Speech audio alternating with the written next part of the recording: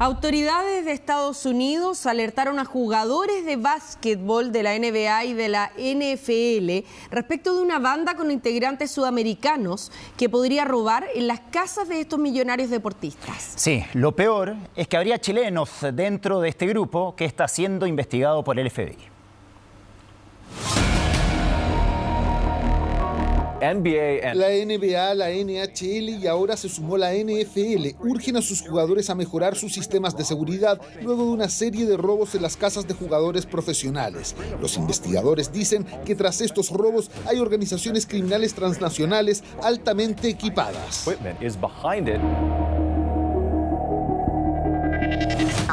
Los ladrones de viviendas están siendo cada vez más sofisticados con la utilización de drones para entrar y robar en casas.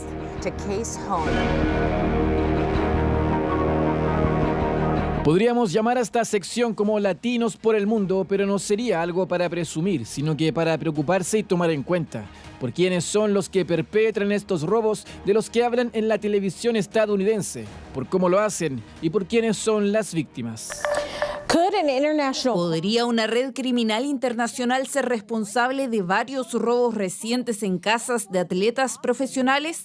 Es una de las hipótesis que se manejan para descubrir quién robó miles de dólares en bienes a estrellas del deporte, incluidos Patrick Mahomes y Travis Kelce. Son varias las celebridades deportivas que han sido víctimas de robos, de los que se investiga la participación de chilenos también. Lo más llamativo es el uso de tecnología para los atracos, como inhibidores de señal, cámaras camufladas en los patios de las casas vulneradas y drones para monitorear a los residentes. Hoy día la criminalidad lo que está haciendo es tomar todas las armas o herramientas de la tecnología para llevarlas a delinquir. Drones, herramientas, máquinas electrónicas para ver si es que las chapas se pueden clonar o no se pueden clonar.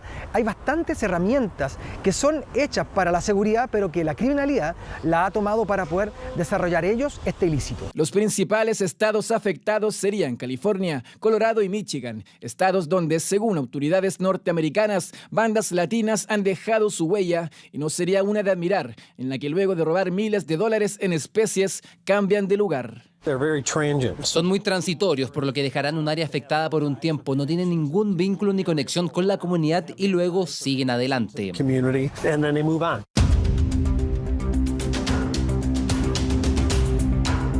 Pero no sería algo nuevo la participación de chilenos en el extranjero, delincuentes que por años han dejado en lo más bajo a nuestra bandera y que siguen dando de qué hablar. Si antes eran robos simples, ahora son casas, pero no cualquiera, sino que lujosas, dignas de millonarios deportistas de la élite norteamericana.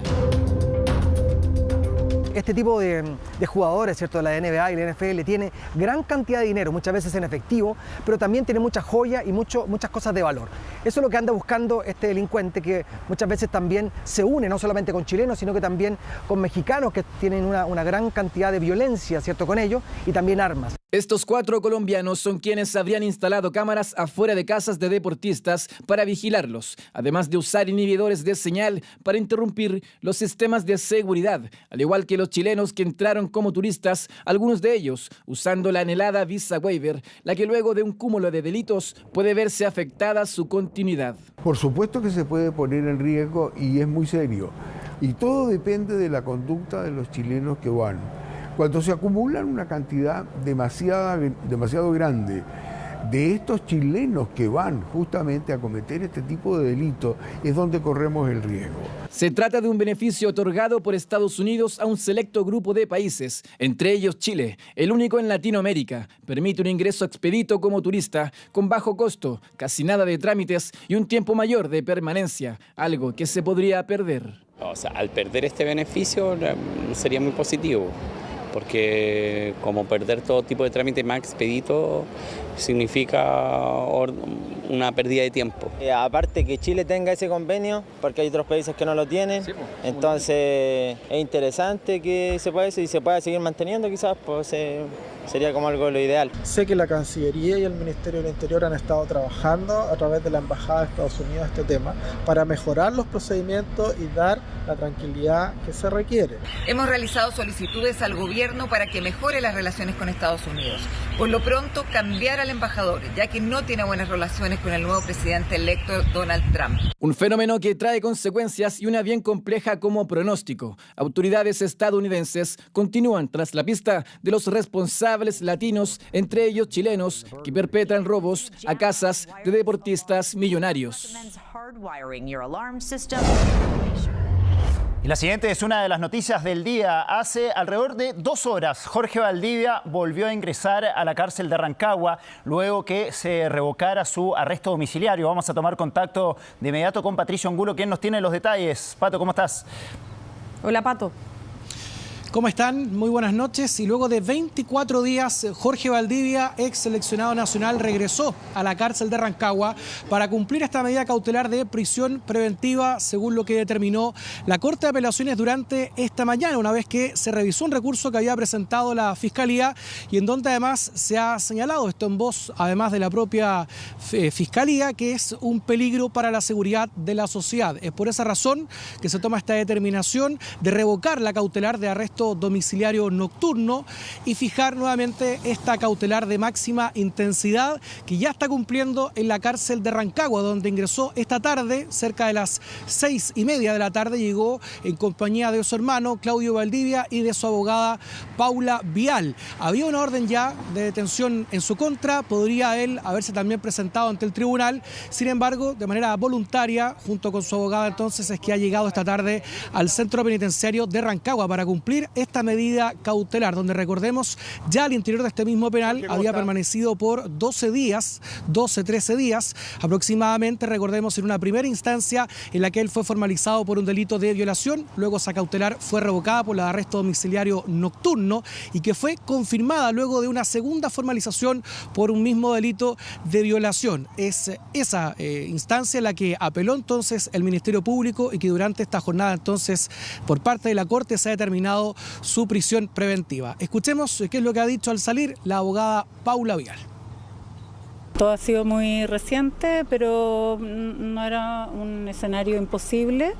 Sin embargo, vamos a estudiar los antecedentes. Creemos que hay mucho mérito para hacer alguna presentación para dejar sin efecto aquello. La Corte se equivoca gravemente porque en los términos de la resolución, cuando señala cuáles serían los factores, cómo habrían ocurrido los hechos, confunde las situaciones. Vamos a elegir los caminos que correspondan, ¿no es cierto?, para que se dé la oportunidad que corresponde de que efectivamente, atendiendo a los antecedentes que existan, se resuelva lo que corresponde. Pato, aquí una de las cosas más relevantes es el cambio de criterio y de apreciación también que hizo la Corte de Apelaciones respecto de lo que había resuelto el juez de garantía, ¿no? Porque aquí por lo menos han establecido que podría haber habido un patrón de conducta al registrarse 2 delitos con características similares, ¿no?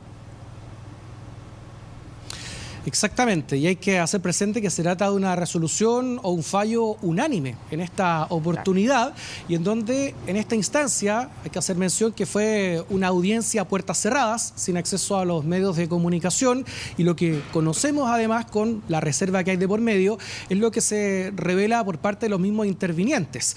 Durante esta audiencia, por ejemplo, el Ministerio Público ha presentado nuevos antecedentes en donde revela un patrón o un modus operandi que sería similar en los hechos ocurridos en estas 2 denunciantes o 2 víctimas. Se ha presentado además un resultado de un examen toxicológico, la declaración también de una de las denunciantes, y eso es lo que habría ponderado en esta oportunidad y que habría pesado para la Corte, la primera sala de la Corte de Apelaciones, para tomar esta determinación en una resolución que, insistimos, es unánime. Hay que ver ahora qué es lo que ocurre con la defensa de Jorge Valdivia. Ya anticipa que van a apelar a esta determinación, no se descarta tampoco un recurso de amparo y hay un plazo lógicamente de 5 días para recurrir ante la Corte. Vamos a escuchar ahora qué es lo que ha dicho la abogada y vocera de la Fiscalía Metropolitana Oriente una vez concluida esta audiencia en donde se determina el regreso a la cárcel de Jorge Valdivia. El día de hoy, la Corte, escuchando los antecedentes, dio por acreditado los presupuestos materiales en este caso y por ende, en atención a que él ha sido formalizado por 2 delitos de violación, un delito de abuso sexual y otro delito de abuso sexual agravado, es que configura que la libertad del imputado resulta ser peligrosa para la seguridad de la sociedad.